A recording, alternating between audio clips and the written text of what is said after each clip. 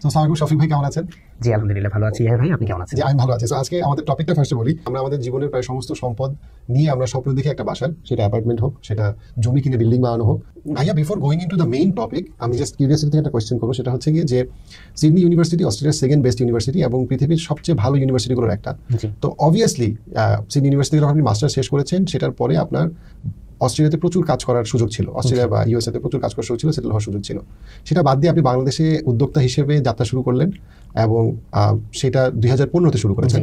আজকে 7 বছর হলো। সো আপনি সিদ্ধান্তটা কেন নিলেন? কেন আপনি বাংলাদেশে ব্যাক করলেন? অথবা কেন আপনি কি রিগ্রেট করেন যে আপনি বাংলাদেশে ব্যাক করলেন 7 বছর পর? আচ্ছা, it's a quite interesting question for me. কারণ হলো যে আমি একটু পিছন থেকে বলি যে আর্কিটেকচারে ব্যাচেলর অফ আর্কিটেকচার করার পরে সবার কম বেশি স্বপ্ন থাকে যে দেশের বাইরে যাবো, একটু দেখবো বা একটু পড়াশোনা করবো দেশের বাইরে, এটা কম বেশি সবাই স্বপ্ন দেখে। কিন্তু স্বপ্নটার চেয়েও আমি কিন্তু ওই সময়টাতে একটু মানে অনেক ধরনের ডিসঅ্যাপয়েন্টমেন্ট থেকে, কিছু কষ্ট থেকে আমি সিদ্ধান্তটা খুব তাড়াতাড়ি নিয়েছিলাম যে আমি থাকবো না। মানে মনের ভিতরে একটা আক্ষেপ ছিল যে থাকবো না এই দেশে, এরকম জাস্ট একটা আক্ষেপ কাজ করতো। এবং ইচ্ছাটা ছিল যে আমি একবারেই যাবো, মানে পড়ে সেটেল হয়ে যাবো দেশের বাইরে। তো আমি গেলাম অস্ট্রেলিয়াতে পড়াশোনার পাশাপাশি। At the same time Australia বলেন বা যে কোনো দেশই বলেন না কেন, এই দেশগুলোতে কিন্তু যখন কোনো স্টুডেন্ট পড়াশোনার জন্য যায় তখন কিন্তু জব অপরচুনিটি সাধারণত একটু ক্যাজুয়াল সেক্টরেই হয় সাধারণত। কিন্তু আই ওয়াজ ভেরি ফর্চুনেট যে আমি অস্ট্রেলিয়াতে যাওয়ার পরপরই প্রথমে একজন বাঙালি আর্কিটেক্ট যিনি ওখানে প্র্যাকটিসিং আর্কিটেক্ট হিসেবে আছেন তার আন্ডারে কাজ করার সুযোগ পাই। তার কিছুদিন পরেই একটা ইন্টারন্যাশনাল ফার্ম, যেটা অস্ট্রেলিয়াতে অফিস, আমেরিকা অফিস রয়েছে, তাদের আন্ডারে আমি কাজ করার সুযোগ পাই। এবং এটা স্টুডেন্ট থাকতে থাকতেই এটা সামহাও আমার হয়তো ব্যাকগ্রাউন্ড ওয়ার্ক পোর্টফোলিও এটাকে হেল্প করেছিল। তো যার কারণে আমার মাস্টার্স শেষ হওয়ার পরে আমার ওখানে থেকে যাওয়াটা বা ওখানে সেটেল হয়ে যাওয়াটা এটা খুব ইজি ছিল, কারণ আমার ওখানে জব আছে, আমি ওই দেশে পড়াশোনা করেছি ভালো একটা ইউনিভার্সিটিতে, আমি থেকে যেতে পারতাম। কিন্তু আসলে বড় একটা জায়গায় পড়তে গেলে বা বড় একটা দেশে থাকতে গেলে মানুষের এই যে ভিশনটাও ব্রড হয়। আমি ধরেন আমার পড়াশোনার পাশাপাশি আমার কিন্তু অ্যানালাইটিক্যাল এবিলিটি, বিভিন্ন কিছু দেখা, বোঝা, কম্পেয়ার করা, সব কিছুর এই উইন্ডোটা আরও ওয়াইড হলো, বড় হলো। এবং আমি দেখলাম যে অস্ট্রেলিয়া বাংলাদেশের তুলনায় একটু কম্পারেটিভলি একটা গুছানো দেশ। অবশ্যই সেখানে সবকিছু একটু ভালো স্ট্রাকচারের মধ্যে চলে। আমাদের দেশে হয়তো একটু আনঅর্গানাইজড, হয়তো অনেক কিছুই এখনো অর্গানাইজেশনের মধ্যে আছে। কিন্তু আদারওয়াইজ আমি যদি অপরচুনিটির জায়গা থেকে চিন্তা করি যে অস্ট্রেলিয়া বা কানাডা বা আমেরিকা যে কোনো একটা দেশে একজন যে কোনো প্রফেশনাল তার ওখানে কতটুকু অপরচুনিটি আছে, বাংলাদেশে কতটুকু অপরচুনিটি আছে, সেই জায়গা থেকে কিন্তু আমি অ্যাসেসমেন্ট করে আমার বারবার মনে হতে লাগলো ওই কাজ করার মধ্যেই যে না, অ্যাকচুয়ালি অস্ট্রেলিয়া আমাকে এমন কোনো বেশি কিছু দিচ্ছে না।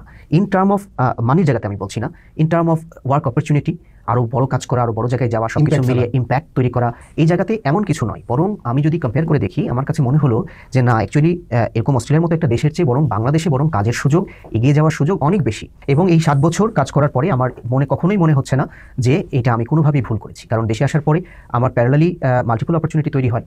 আমি যেহেতু একজন আর্কিটেক্ট, আমি প্র্যাকটিসের সুযোগও পেয়েছি, পাশাপাশি আমার টিচিংয়ের সুযোগ পেয়েছিলাম। আমি একটা প্রাইভেট ইউনিভার্সিটিতে টিচিং করেছি অ্যাসিস্ট্যান্ট প্রফেসর হিসেবে। তো কিন্তু আমাদের আর্কিটেক্ট অনেক আছে এবং অনেক কোয়ালিফাইড আর্কিটেক্ট বাংলাদেশে আছে। সেক্ষেত্রে আমরা জাতি হিসাবে এখনো গুছাতে পারছি না কেন আমাদের ডিজাইন, মানে আমাদের শহর দেখলে বা কোনো কিছু দেখলে কিন্তু মনে হয় না যে আমাদের ডিজাইন সেন্স ভালো, বাট আমাদের আর্কিটেক্টরা তো কোয়ালিফাইড। ইভেন অনেক আর্কিটেক্ট যারা বাংলাদেশের বাইরে এস্টাবলিশ হয়েছে তারা কিন্তু অনেক অনেক বড় বড় পজিশনে আছে, সেখানে মানে আমাদের এতটা সমন্বয়হীনতা কেন? আচ্ছা, এই কোশ্চেনের উত্তর তো আসলে অনেক কিছু, অনেক বিশদ আসলে। তারপর আমরা শর্টলি একটু আলাপ করি যে আসলে ধরেন আমাদের দেশের মানুষের একটা ট্রেন্ড আছে। আমি বলি একটা খুব সিম্পল একটা গল্প, যে অনেকেই ডাক্তারের কাছে যান বটে, কিন্তু দেখা গেল যে ডাক্তার তাকে একটা কনসালটেন্সি করলো, কিন্তু ফিরে এসে সে দেখা যাচ্ছে যে সেই কনসালটেন্সিটা প্রপারলি না নিয়ে সে কিন্তু আরেকজন দুজনের সাথে কথা বলবে, নন প্রফেশনাল ওষুধের দোকানদারের সাথে একটু কথা বলবে, সে নিজের মতো করে নিজের প্রেসক্রিপশন, নিজের প্ল্যানিংটা নিজের মতো করে চেঞ্জ করে নেবে। এই ঘটনাটা কিন্তু বাংলাদেশে খুব ঘটে। আমরা কিন্তু কনসালটেন্টের উপরে রিলায়াবিলিটি আমাদের কোনো একটা কারণে আমরা কম, আমাদের আস্থাটা কম। আমি যদি ভুল না বলে থাকি, আমি আমার সেক্টরে এটা আমি দেখেছি, আমার মনে হয় সব সেক্টরেই। তো একটা দেশের সার্বিক উন্নয়ন কিন্তু এখানে যেমন গভর্নমেন্টের পলিসি, এখানে যেমন বিভিন্ন কনসালটেন্টদের ব্রড লেভেলের যে প্ল্যানিং সেটা যেমন ম্যাটার করে, তেমন কিন্তু খুব মাইক্রো স্কেলে আমি আমার ল্যান্ডটার উপরে, আমার বাড়িটার সামনে, আমার রাস্তাটার উপরে আমি কি করছি, এটাও কিন্তু ছোট ছোট ডট ডট মিলেই কিন্তু পুরো দেশটা তৈরি হচ্ছে। তো এখন মনে করেন যে আমি একটা শহরের কথা যেহেতু বলছেন, তো আমি যখন একটা বিল্ড ফর্ম করতে যাচ্ছি, একটা বিল্ডিং করতে যাচ্ছি, একটা ফুটপ্রিন্ট তৈরি করতে যাচ্ছি, তখন কিন্তু ওই বিল্ডিংটা কতটুকু সেন্সিটিভ, আমি কতটুকু রুলস মানি, আমি কতটুকু রেসপেক্টফুল টু মাই সোসাইটি, সেটার উপরেও কিন্তু শহরের চেহারাটা নির্ভর করছে। যেমন আমি একটা এক্সাম্পল দিয়ে আপনাকে বলি যে আমাদের যে বিল্ডিং করার একটা বাইলজ আছে বা বিল্ডিং কোড আছে, সেখানে কিন্তু খুব পরিষ্কারভাবে উল্লেখ করা আছে যে সেটব্যাক স্পেস, তার মানে একটা বিল্ডিং থেকে আরেকটা বিল্ডিংয়ের যে দূরত্ব, এটাকে সেটব্যাক বলা হয়। এই সেটব্যাক স্পেসটার ভিতরে আমি কোনো ধরনের এয়ার কন্ডিশনিং মেশিন বসাতে পারবো না। কিন্তু আমাদের দেশে আপনি প্রতিটা ভবনে গিয়ে দেখেন, প্রত্যেকেই কিন্তু বিল্ডিংয়ের বাইরে নিয়ে গিয়ে তার সেটব্যাক স্পেসের ভিতরে তার বড় বড় এসির আউটডোরগুলো বসিয়ে দিচ্ছে। আমি এমনও রিসেন্ট এক্সাম্পল দেখেছি যে একটা বিল্ডিংয়ের পাশে অনেক বড় সেন্ট্রাল এয়ার কন্ডিশনারের প্ল্যান্ট দোতলার উপর বসিয়ে দিয়েছে এবং ওই ফ্ল্যাটটা টোটালি গন, মানে ওই ফ্ল্যাটে মানুষ থাকতে পারছে না। অ্যাট এ টাইম হিট যেমন তৈরি হচ্ছে বাইরে, তেমন ওখানে শব্দ, সব কিছু মিলিয়েই। তো এটা তো ব্যক্তিগত জায়গার সেন্সিটিভিটি, যে এটা এইভাবে রুলসে বলা হয়েছে বা এইভাবে মেনে চলতে হবে, সেই জায়গাটাতে কিন্তু আমরা কিন্তু ওই জায়গাটায় ততটা রেসপেক্টফুলি এই জিনিসগুলোকে মানছি না। আরেকটা জিনিস এটা খুব ইন্টারেস্টিং, মানে কয়েকটা জিনিস আমি খুব দেখছি ইন্টারেস্টিং। এটা হচ্ছে যে অনেকে ঢাকার বাইরে যারা বেশি জমি, ঢাকার বাইরে যখন জমি কিনে, তারা দেখা যাচ্ছে অনেক ক্ষেত্রে তারা মনে করতেছে তারা একটা বাসা করার জায়গা কিনছে, বাট এটা আসলে একটা শস্য ক্ষেত। হ্যাঁ, ক্ষেত খামার হওয়ার কথা, কিন্তু সে ওইখানে গিয়ে একটা বাসা দেখছে, সে বলছে জমির দাম দিয়ে কিনে ফেলছে, কিন্তু সে আসলে বাসাটাই ওখানে অবৈধভাবে করা হয়েছে।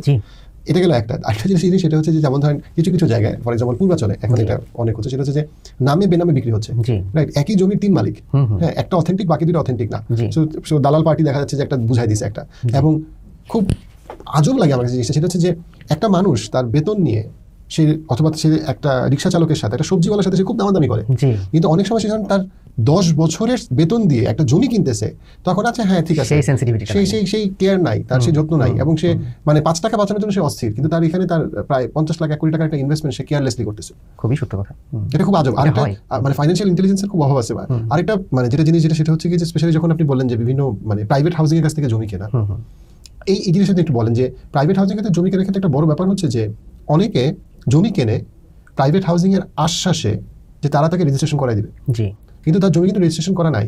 জাস্ট প্রাইভেট হাউজিং কে টাকা দিচ্ছে, প্রাইভেট হাউজিং বলছে যে এইটা আমি 5 বছরের মধ্যে আপনাকে রেজিস্ট্রেশন করে দিব, এবং এই প্রাইভেট হাউজিং এর নাম হয়তো সে জাস্ট গত মাসে শুনছে, বা জাস্ট ফেসবুকে সে অ্যাড দেখছে, বাট আসলে হয়তো অনেক ক্ষেত্রে 20 বছর ধরে সে টাকা দিয়ে যাচ্ছে, কিন্তু হাউজিং কোম্পানি তাকে আর রেজিস্ট্রেশন বুঝাই দিচ্ছে না, কারণ হাউজিং কোম্পানির হয়তো জিনিসটা আসলে কেনাই নাই, সে হয়তো জাস্ট পুরোটা একটা গল্প, একটা প্লটের ছবি, এই সেই হ্যান, বাট তার আসলে রাজুকের কাছ থেকে অ্যাপ্রুভ ল্যান্ডটাই কেনাই হয়নি ঠিকমতো, যেটা সে বুঝাই দিবে, কিন্তু আগেই সে টাকা নিয়ে বসে আছে।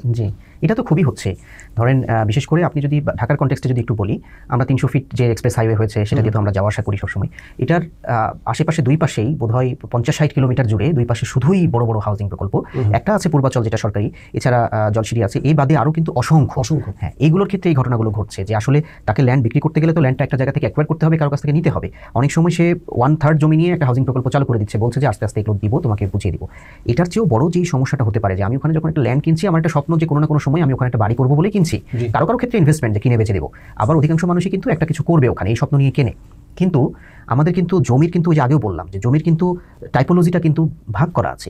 দেখা যাচ্ছে যে মার্শল্যান্ড বা জলজ ভূমি বা লো ল্যান্ড হিসেবে আমাদের মাস্টার প্ল্যানে জায়গা ইন্ডিকেট করা আছে এবং বলা আছে যে এই জায়গায় কোনো স্থাপনা হবে না, এটা শহরের পানি শোষণের জন্য, শহরের ওভারঅল এনভায়রনমেন্ট ঠিক করার জন্য এই জায়গাগুলো ভ্যাকেন্ট থাকবে, অথবা এই জায়গাগুলো জলাভূমি যেখানে বর্ষায় পানি জমে অন্য সময় শুকিয়ে যায়। এই জায়গায় তো ধরেন পরবর্তীতে সে যদি কেনার পরে সে যদি বুঝেও পায় ল্যান্ডটা কোনো এক সময়, তখন যদি সে বিল্ডিং করার জন্য একটা লিগ্যাল প্রসিডিউরে যদি একটা অ্যাপ্রুভাল নিতে যায়, তখনই তো সে তাকে ফিরে আসতে হবে, কারণ ওই জায়গা ল্যান্ড লিস্টে সে জানে না। তো এই জন্য জমি কেনার ক্ষেত্রে আসলে অনেকগুলো বিষয় দেখার বিষয় আছে। এটা ব্যাপার যে অনেক ক্ষেত্রে মানে দালালরা আর কি, বেসিক্যালি দালালরা বললো যে হ্যাঁ পূর্বাচলের যে একটা জমি আছে, ওইটা 5-7 বছরের মধ্যেই ওইটা অনেক উঠে যাবে, দাঁড়ায় যাবে জায়গাটা, কিন্তু হয়তো ওই জায়গাটা নিয়ে গভর্নমেন্টের যেভাবে প্ল্যানিং বা যেভাবে কাজ হচ্ছে, হয়তো সেটা 30-40 বছর লাগবে, কিন্তু যে মানুষটা জমিটা কিনতেছে সেটা তার জীবনের প্রায় সব সম্পদ দিয়ে দিচ্ছে একটা অল্প দামে জমি কেনার জন্য। আমি দেখছি যে বলছে যে পূর্বাচলের তো গভর্নমেন্টের এই জায়গা, তার একটু বাইরে আপনি কেনেন তাহলে দাম 5 ভাগের 1 ভাগ হয়ে যাবে, ওইটা একটু তার সাথে উঠে যাবে, কিন্তু আসলে ওইটা 30 বছরে উঠবে কিনা হয় না। এরকম ঘটনাও রিসেন্টলি দেখেছি যে ওই জমিটা কিনেও হচ্ছে, দলিলও আছে, মিউটেশনও আছে, বুঝে পেয়েছে, জমির ট্যাক্সও দেয়, কিন্তু গভর্নমেন্ট ওখান থেকে গভর্নমেন্টের একটা রোড চলে যাচ্ছে, 5টা 7টা 10টা প্লট নাই। কোনো কোনো ক্ষেত্রে গভর্নমেন্ট কিন্তু কম্পেনসেশন করে, যখন আসলেই একটা লিগ্যাল ল্যান্ড সে মানে গভর্নমেন্ট অ্যাকোয়ার করছে, তখন কিন্তু গভর্নমেন্ট এখানে কিন্তু তাদেরকে ক্ষতিপূরণ দেয়। কিন্তু অনেক ক্ষেত্রে কিন্তু গভর্নমেন্ট আরও 100 বছর আগে ডিক্লেয়ার করে রাখছিল যে এখানে আমার এই জায়গায় রোড আছে একটা 200 ফিটের, তখন কিন্তু গভর্নমেন্ট কম্পেনসেশন করছে না। আবার যার কাছ থেকে ও কিনছে তার কাছে গেলেও সে কিন্তু তখন কিন্তু ব্যাকসাইড যে না আমি, কিন্তু এখানে একটা বিষয় আছে যে আমার মানে একজন ব্যক্তি কেনার ক্ষেত্রে, একটা ফ্ল্যাট বা প্রপার্টি কেনার ক্ষেত্রে কিন্তু তার ব্যক্তিগত জায়গা থেকে অবশ্য এই বিষয়টা ডিফার করতে পারে যে সে আসলে কোন দিকে যেতে পারে। সে ফর এক্সাম্পল ধরেন যে একজন মানুষ দেশের বাইরে থাকেন, উনি ওখানে 25 বছর কাজ করেছেন, এখন সে দেশে চলে আসতে চায় কোনো কারণে, সে একটা ফ্ল্যাট কিনতে গেলে তার জন্য কিন্তু একটা সঠিক ডেভেলপার, ভালো ডেভেলপার কোম্পানিকে খুঁজে নেওয়াটা কম্পারেটিভলি সেফ। আবার আমি দেশেই আছি, বাট হয়তোবা আমার দৌড়াদৌড়ি করার মতো কোনো একটা কারণে, আমার বিজনেস প্রফেশন কোনো একটা রিজনে আমি যেটুকু সময় দেওয়া দরকার বা এই কাজটা করতে গেলে যেটুকু যে কোনো কাজ করতে গেলে তো এখানে আমার একটা কন্ট্রিবিউশন লাগবে, সেই কন্ট্রিবিউশনের সময়টুকু আমার হাতে নাই। ইন দ্যাট কেস কিন্তু তার জন্য কিন্তু একটা ভালো ডেভেলপার কোম্পানি একটা ভালো সলিউশন হতে পারে, যে আমি কোনো ঝামেলা নিলাম না, আমি একটা টাকা দিয়ে দিলাম এবং বুঝে নিলাম যে কি পাচ্ছি আমি, কিভাবে হচ্ছে, তারপরে আমি ফ্ল্যাটটাতে উঠে গেলাম। আবার দেখেন অনেক সময় এমন থাকে যে একজন মানুষ পেনশন টাকা পেয়েছে 1 কোটি 20 লাখ, কথার কথা, এখন সে চায় না যে জীবন অলরেডি 50 বছর হয়ে গেছে, চায় না যে আর 7-8 বছর বসে থাকবো, সে চায় যে আজকে ইমিডিয়েট একটা ইনভেস্ট করে আমি ভাই জীবনের শেষ কয়েকটা দিন একটু একটা নিজের বাড়িতে থাকবো। তার জন্য তো এই 5-7 বছরের স্কিমে যাওয়া, একটা বিল্ডিং ল্যান্ড কিনা, প্ল্যান করা, বাড়ি করা, তার জন্য খুব একটা ফিজিবল না আসলে। তো এই জায়গাগুলোতে অবশ্যই ডেভেলপার কোম্পানির কাছে মুখোমুখি হতেই হচ্ছে। এটা খারাপ কিছু নয় যদি আমি বুঝে নিতে পারি আমার কাজটা সঠিকভাবে হচ্ছে কিনা। এবং এটা মনে করেন ঢাকাতে কিন্তু ডরমেন্ট প্রপার্টি, হ্যাঁ, মানে অনেক এখন, এবং তার মানে কি অনেকগুলো মানুষ তার জীবনের সমস্ত সহায় সম্বল হারায় বসে আছে। প্রচুর ঘটছে, আমরা আশেপাশে অহরহ দেখছি এরকম করতেছে। এবং এটা যে এইসব কারণে এই জায়গাটাতে তো খুব রিস্কি, কারণ আমরা প্রত্যেকটা মানুষই সারা পৃথিবীতেই আমরা তো ইন জেনারেল আমরা অঢেল টাকা পয়সার মালিক না, যে একেবারে বৃষ্টির মতো টাকা পড়তেছে যা ইচ্ছা তাই করলাম, সেরকম আছে হয়তো বা 1000-এ একজন আছে, 10,000-এ একজন আছে এরকম মানুষ। কিন্তু ইন জেনারেল আমাদের কিন্তু লিমিটেশন, একটা ফ্রেমের ভিতরে থাকতে হয়, একটা বুঝে কাজ করতে হয়। সো এই জায়গাগুলোতে এই প্রপার্টি, ফ্ল্যাট, ল্যান্ড, এই ধরনের ইনভেস্টমেন্টগুলোতে কিন্তু খুবই চোখ কান খোলা রাখা দরকার। এবং খুব ভালো মতো জানতে গিয়ে যদি আমি দেখি যে আমি আসলে বুঝি না বিষয়টা, আমি কোনোদিন ল্যান্ড কিনি নাই, আমি কোনোদিন ফ্ল্যাট কিনি নাই, তাহলে আমি একজন কনসালটেন্টের কাছে যাই। প্রপার্টি লয়ার, শুধু প্রপার্টি সেক্টর নিয়ে কাজ করে, আলাদা লয়ার আছে। আমরা নিজেও অনেক ক্ষেত্রে এরকম ভুলের ভিতর দিয়ে যে চলে যাচ্ছিলাম, ভুলের মধ্যে পড়ে যাচ্ছিলাম, আমাদেরকে লয়ার সেভ করেছে। আমরা একজন প্রপার্টি লয়ারের কাছে গেছি, একটা ল্যান্ড, কোনো একটা র্যান্ডম ল্যান্ডের কথা বলছি, যে ল্যান্ডটা পারচেজের ক্ষেত্রে দেখা যাচ্ছে যে আমরা কিনেই ফেলছিলাম আগামীকাল রেজিস্ট্রি, আগের নাইটের লয়ার রিপোর্ট দিয়েছে যে এখানে এই সমস্যা আছে। আমরা দেখলাম যে will be in trouble. Last নাইটে একটা গ্রুপের কথা বলছি, গ্রুপ 2 ভাগ হয়ে গেল। ওরা বলছে না জমি কিনে নিবো, যা হয় দেখা যাবে। আরেক গ্রুপ বলছে যে না ভাই আমার টাকা মূল্যবান, আমি এই জটিলতার ভিতরে টাকা দিব না। তো এই যে যখন আমি জানি না বিষয়গুলো, I should go to A consultant. আমার লয়ার হতে পারে, ইঞ্জিনিয়ার হতে পারে, আর্কিটেক্ট হতে পারে, আমাকে অথরিটিতে খোঁজ নিতে হতে পারে, ভূমি অফিস আছে, রাজুক আছে, বিভিন্ন জায়গায় প্রতিষ্ঠান আছে, সব জায়গায় গিয়ে জানার প্রয়োজন হতে পারে যে শেয়ার ল্যান্ড হোক, ইন্ডিভিজুয়াল ল্যান্ড হোক, যেটাই হোক, আমি যে নিচ্ছি সেটা আসলে সেটার ব্যাকগ্রাউন্ড কি বিষয়। এই সেক্টরটা কিন্তু বেশ কমপ্লিকেটেড, এই ল্যান্ড কেনার সেক্টরটা। এখানে মৌজা ম্যাপ থাকে, আরএস পর্চা থাকে, সিএস পর্চা থাকে, এবং এই রেকর্ডগুলোতে যদি কোনো একটা জায়গায় যদি একটা মিস্টেক থাকে, যে এক রেকর্ডে বলা হয়েছে যে এই ল্যান্ডটার নাম্বার এত, আরেক রেকর্ডে ওটা ভুল করে আরেক নাম্বার বলেছে, এই একটা ভুলের জন্য কিন্তু এই প্রকল্পটা সম্পূর্ণ আটকে যেতে পারে। সো ভাবার আছে, চিন্তা করার আছে। না ফর শিওর ভাবার আছে এবং চিন্তা করার আছে। এবং এই জন্য আমি সবসময় মানে এই জিনিসটা আগেও একটা প্লিজ করছি যে মানে আমাদের দেশের মানুষ ধরেন থাই পেয়ারা কিনবে না দেশি পেয়ারা কিনবে খুব সচেতন, কিন্তু সে তার 1 কোটি টাকার ইনভেস্টমেন্ট করার ক্ষেত্রে 1-2 লাখ টাকার কনসালটেশন ফি দিতে সে রাজি না। কিন্তু 1-2 লাখ টাকার কনসালটেশন ফি বাঁচাইতে গিয়ে তার এন্টায়ার ইনভেস্টমেন্টটাই 50 লাখ, 1 কোটি, 2 কোটি টাকার সম্পত্তিটাই হয়তো বিফল নষ্ট হয়ে যাচ্ছে। ভাই আমরা যদি এবার অ্যাপার্টমেন্টে আসি, যে অ্যাপার্টমেন্ট কিনবো এখন আমি, লেটস সে আমি ডেভেলপার কাছ থেকে আমি অ্যাপার্টমেন্ট কিনবো। এখন অ্যাপার্টমেন্ট কেনার ক্ষেত্রে আমরা সচরাচর কি ধরনের ভুল করতে দেখি, বোথ টেকনিক্যাল এবং ফাইন্যান্সিয়াল? অনেক ঘটনাই চলার পথে, যেহেতু এই সেক্টরের মধ্যেই আছি, অনেক ঘটনায় দেখার সুযোগ হয়, দেখি, হয়তো নিজে বুঝতেছি এই ভুল করা যাবে না, আমি নিজেও শিক্ষিত কনটেক্সট থেকে, কিন্তু মানুষের কাছে আসলে এই মেসেজগুলো পৌঁছায় না, যার জন্য ভুলগুলো হয়। তো এটা খুবই ইম্পর্টেন্ট একটা পয়েন্ট আলাপ করার মতো। একটা ছোট্ট গল্প বলি এই প্রসঙ্গে। আজ থেকে বছর 3-4 আগের কথা, একজন ভদ্রমহিলা, উনি একটা 1300 স্কোয়ার ফিটের মতো একটা বাসায় উনি ভাড়া থাকেন, এবং উনি রাজধানীর শ্যামলীতে একটা প্রায় 2600 স্কোয়ার ফিটের ফ্ল্যাট কিনেছেন, ডাবল ইন দ্যাট। তো উনি ফ্ল্যাট কিনে খুব এক্সাইটেড, নতুন ফ্ল্যাটে উঠবো, অনেক নতুন ফার্নিচার দোকানে গিয়ে অর্ডার করেছেন যে নতুন ফ্ল্যাটে নিয়ে যেয়ে এগুলো উঠাবো। এরপরে উনি যখন ওই ফ্ল্যাটে ফাইনালি যখন হাতে পেলেন, তখন ওই ফ্ল্যাটে ওনার পুরনো ফার্নিচারগুলো নিয়ে গেলেন, যেগুলোকে বসায় এরপরে নতুনগুলো আসবে। এই পুরনো ফার্নিচার নিয়ে গিয়ে ওই 2600 স্কোয়ার ফিটের ফ্ল্যাটে সেট করতে গিয়ে উনি দেখেন যে 2600 স্কোয়ার ফিটের ফ্ল্যাটে তার ওই 1300 স্কোয়ার ফিটের ফ্ল্যাটের ফার্নিচারগুলো ঠিক মতো বসতেছে না, আটতেছে না, মানে জায়গা শেষ, মানে she is not getting any more space to accommodate the other furnitures যেগুলো সে নতুন কিনেছে। ইউজুয়ালি একজন সাধারণ মানুষের পার্সপেক্টিভে এটা মনে হবে যে কী ব্যাপার, ঘটনা কি, তার মানে কি আমাকে ছোটো ফ্ল্যাট দিয়েছে, ঠকাই দিয়েছে, ঘটনা কি? উনি আমার কাছে আমার সাথে আলাপ হলো, আমার কাছে আসলো, আমি আমার ফ্ল্যাটটা ভিজিট করলাম যে কী ইস্যু, এবং মোটামুটি সব কিছু অ্যাসেসমেন্ট করে দেখলাম যে না, ফ্ল্যাটের স্কোয়ার ফিটের দিক থেকে এমন কোনো হয়তো বা তাকে ঠগায়নি, যা 26 স্কোয়ার ফিটে দিয়েছে, কিন্তু ওই ফ্ল্যাটের প্ল্যানটা ভয়াবহ রকমের বাজে। এবং এই শুধু প্ল্যানিংয়ের খারাপ ভালোর কারণে একটা 2600 স্কোয়ার ফিটের ফ্ল্যাট একটা 600 স্কোয়ার ফিটের ফ্ল্যাটের মতো ইনএফিশিয়েন্ট হয়ে যেতে পারে। একটা জিনিস লক্ষ্য করে দেখেন ভাইয়া, আপনি নিউ ইয়র্কে, সিডনিতে, পৃথিবীর বড় বড় দেশে, টরন্টোতে সিটি সেন্টারগুলোতে আপনি দেখবেন যে 700, 800, 900 এর বেশি বড় সাইজের ফ্ল্যাট আপনি পাবেন না, ছোট ছোট ফ্ল্যাট। কিন্তু আবার ঢুকে দেখবেন, এরকম একটা ফ্ল্যাট যদি ভিজিট করেন, আপনি দেখবেন যে ভেরি মাচ ওয়েল অর্গানাইজড, ওই কম্প্যাক্ট জায়গার ভিতরেই খুব সুন্দরভাবে সবকিছু সলভড, ওর ভিতরে 1-2টা বাচ্চা নিয়ে একটা ফ্যামিলি বাস করতে পারছে। আমাদের দেশে হয় কি, অধিকাংশ ক্ষেত্রে এই অ্যাপার্টমেন্টের প্ল্যানিং হয় খুব বাজে। কীভাবে প্ল্যানিংয়ে খারাপটা কীভাবে হয় আমি একটু ডিটেলেও বলবো। তো এই বাজে হওয়ার কারণে হয় কি, আমাদের ভিতরে সাইকোলজিক্যালি একটা ভুল ধারণা ঢুকে গেছে যে ও আচ্ছা 1800 স্কোয়ার ফিটের ফ্ল্যাট তো ছোট, কারণ ও নিজে ওইরকম একটা ফ্ল্যাটে থাকে এবং দেখছে যে এই ফ্ল্যাটে কিছু রাখা যায় না, ওর ভিতরে সাইকোলজিক্যালি কাজ করছে যে এটা খুব ছোট একটা ফ্ল্যাট। কিন্তু আসলে যে ওটার যে প্ল্যানিংয়ের প্রবলেম, ওটার যে ডিজাইনের প্রবলেম, এই বিষয়টা আর গভীরে খতিয়ে দেখার সুযোগ হয় না।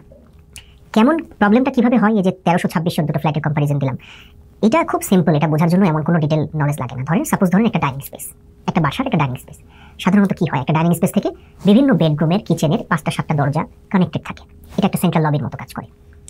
আবার ডাইনিং স্পেস এমন একটা জায়গা যেখানে আপনার দুটো ফ্রিজের প্রভিশন লাগবে, একটা ওভেন রাখতে হবে, ডাইনিং শোকেস দরকার হয়, ক্ষেত্র বিশেষে হ্যান্ড ওয়াশ থাকে।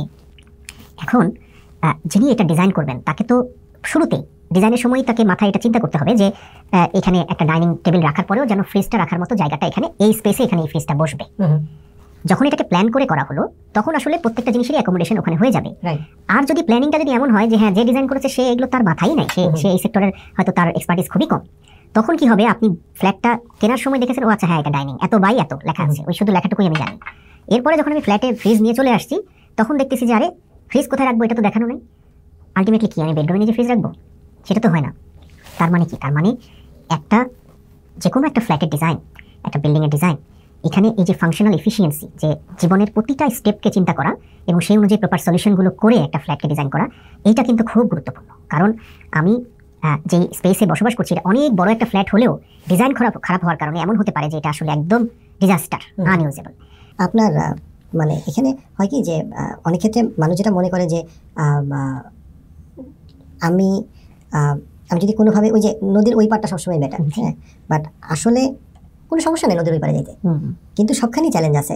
আপনার কোনোভাবেই আপনি পৃথিবীর জীবনকে তো আর পারফেক্ট করতে পারবেন না, এখানে সেখানে লিমিটেশনস আছে। সো মানুষ ডিফারেন্ট চয়েস নেয়, কেউ দেশে থাকবে, কেউ দেশের বাইরে থাকবে, কেউ ঢাকায় থাকবে, কেউ ঢাকার বাইরে থাকবে, সেই প্রত্যেকটা চয়েসেরই কনসিকুয়েন্স আছে। কিন্তু আমি কিন্তু চয়েস নিয়ে কথা বলি না। অনেক ক্ষেত্রে মানুষ মনে করে আরে ইয়াহিয়া ভাই খালি দেশে থাকতে বলে, ইয়াহিয়া ভাই খালি বলে দেশে কোনো সমস্যা নেই, আমি একেবারেই কথা বলি না। বহু মানুষ দেশের বাইরে গিয়ে ভালো আছে, ভালো থাকবে, বহু মানুষ দেশেও ভালো আছে, ভালো থাকবে, বহু মানুষ দেশের বাইরে খারাপ আছে, বহু মানুষ বাংলাদেশে খারাপ আছে। প্রত্যেকটা আলাদা সুযোগ সুবিধা আছে। আমার প্রশ্নটা আপনি কোথায় থাকবেন সেটা নিয়ে না, আমার প্রশ্ন আপনার মন মানসিকতা চিন্তা নিয়ে। আপনি যদি পেসিমিস্টিক হন এটা আপনাকে এফেক্ট করবেই, আপনাকে যেখানেই থাকেন না কেন। আমাদের অপটিমিস্টিক হওয়ার দরকার আছে, আপনি দেশে থাকেন বা দেশের বাইরে থাকেন। আপনি যদি মনে করেন যে আপনার দেশের থেকে খারাপ কোনো জায়গা নাই, এটা আপনি বিদেশে বসেও যদি চিন্তা করেন, এই চিন্তাটা আপনার জন্য উপকারী না, কারণ এই মাটিতে আপনার 10 প্রজন্ম হয়েছে। সো ডেফিনেটলি দেশের বর্তমান অবস্থা যা আছে সেটা আজকে থেকে 100 বছর আগে ডিফারেন্ট ছিল, আবার 100 বছর পরে ডিফারেন্ট হবে। কিন্তু আমরা সামষ্টিকভাবে কালেকটিভলি আমরা কতটুকু অপটিমিস্টিক, এটা অবশ্যই আমাদের দেশের ভবিষ্যতের ক্ষেত্রে অনেক বড় ভূমিকা রাখে। সেটা আপনি দেশে থাকেন বা দেশের বাইরে থাকেন, ইরেসপেক্টিভ, আপনার ফিজিক্যাল লোকেশন ম্যাটার করে না। আপনার দেশের ব্যাপারে অপটিমিজম অথবা পেসিমিজম কালেকটিভলি ম্যাটার করে, হ্যাঁ, এবং ওইখানে দেশপ্রেম ম্যাটার করে। যেমন অনেকে আপনার ইয়ের কথা বলে, আপনার আমাদের অর্থনৈতিক বৈষম্যের কথা বলে, বাট অর্থনৈতিক বৈষম্য কিন্তু আমাদের পাশের দেশ ইন্ডিয়াতে আরো ভীষণভাবে আছে, আমেরিকাতে ভীষণভাবে আছে, ভীষণভাবে আছে। সো এটা অবশ্যই আমরা চাই না অর্থনৈতিক বৈষম্য থাকুক, আমরা চাই না যে আমাদের দেশে দুর্নীতি কমুক, কিন্তু দুর্নীতি পুরো পৃথিবীর একটা বাস্তবতা। সেই দুর্নীতি কমানোর জন্য আমরা গঠনমূলক সমালোচনা করি, সেটা খুবই স্বাভাবিক। দুর্নীতি কমানোর জন্য তো দেশের জনগণ অবশ্যই গঠনমূলক সমালোচনা করবে, আমিও করি, কেন করবো না। বাট কালেকটিভ পেসিমিজম বা সামষ্টিক যে নিঃশর্ত হতাশার গল্প আমাদের কোনোভাবে হেল্প করে না, হেল্প করে না। সো থ্যাংক ইউ ভাই আজকে আপনার সময়ের জন্য, আপনার সাথে কথা বলে খুবই ভালো লাগলো। আমার মনে হয় যে আমাদের আর অনেক ডিসকাশন ছিল যেটা আমরা আরেকটা পর্বে করব, বাট আমার কাছে মনে হয় যে এখানে অনেক কিছু আছে যেটা আমাদের জন্য হেল্পফুল। অবভিয়াসলি আমরা শুধু যে আসলে গল্প করতে গেলে তো অনেক প্রসঙ্গই চলে আসে, তো আজকে বসেছিলাম হয়তোবা এই architecture sector, building sector, land, এইসব বিষয় নিয়ে কথা বলতে, বাট এর বাইরেও অনেক বিষয় চলে আসলো আপনার এক্সপার্টিসের জায়গা থেকে, সাইকোলজিক্যাল বিষয়ে কথা হলো, বিভিন্ন বিষয়ে কথা হলো, তো যেগুলো আসলেই মানে এটা যেমন এখানে বসে আমিও নতুন 2-4টা জিনিস আপনার কাছে জানলাম, অনেক কিছু শিখছি, এটা it's quite nice. Thank you very much for your time. Thank you ভাই।